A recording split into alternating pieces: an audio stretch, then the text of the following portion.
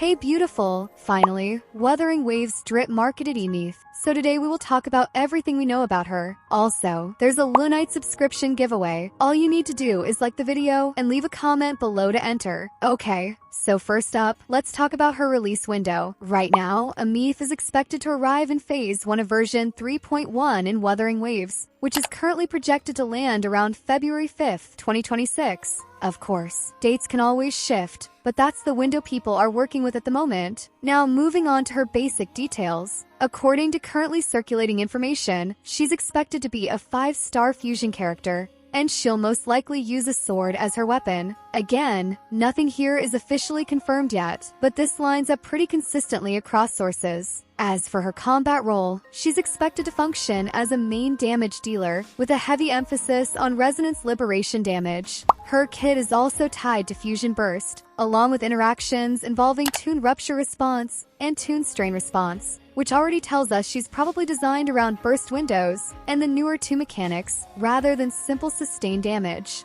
Now I know a lot of you are probably wondering, alright, but what does her kit actually do? And yeah, unfortunately, we don't have concrete, detailed kit information yet. There's no full skill breakdown, no numbers, nothing like that. But what we can do is start theorizing based on the systems she's connected to and the roles she's expected to fill. So with that in mind, let's talk about what her kit might look like. And as always, take everything from here on with a grain of salt, because this is speculation, not confirmation, alright? So when you first look at Ameath in Wuthering Waves, her combat roles feels confusing because it looks like 2 systems that shouldn't work together. One part of her roles puts a debuff on enemies that just sits there, and the other part is this gauge that slowly fills over time. Normally you'd expect a character to focus on one or the other, but she doesn't. Instead, her entire playstyle is built around making those 2 things meet at exactly the right moment. Now, based on what we officially know, these 2 systems are very different by design. Fusion Burst is a real, established negative status. It stacks when you hit enemies with fusion-based effects,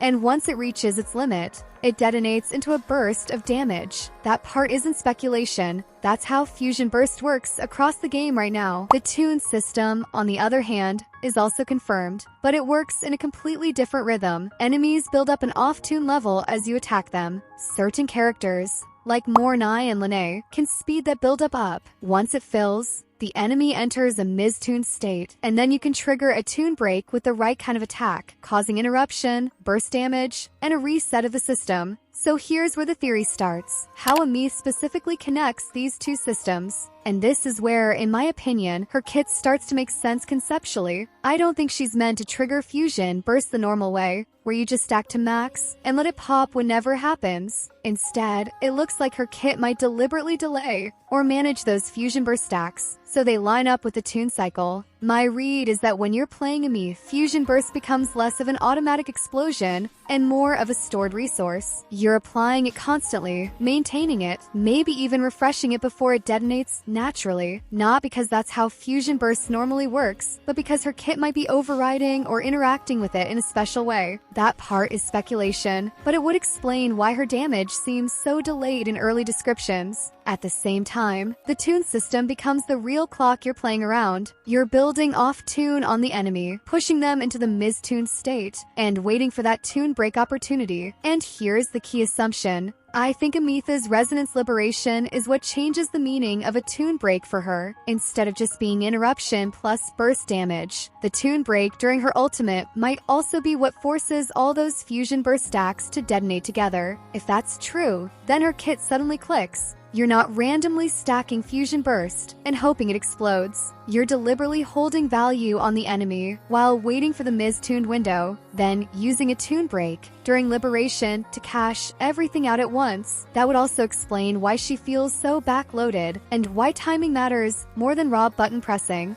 This interpretation also lines up with why tune-focused teammates are being talked about so much. If Ameath really depends on hitting a tune break at the right time, then characters who speed up off-tune build-up aren't just nice. They're enabling her entire damage loop. That doesn't mean it's confirmed synergy, but it does explain why people are already gravitating toward those pairings. So to be clear, the systems themselves are real. Fusion Burst stacks and explodes.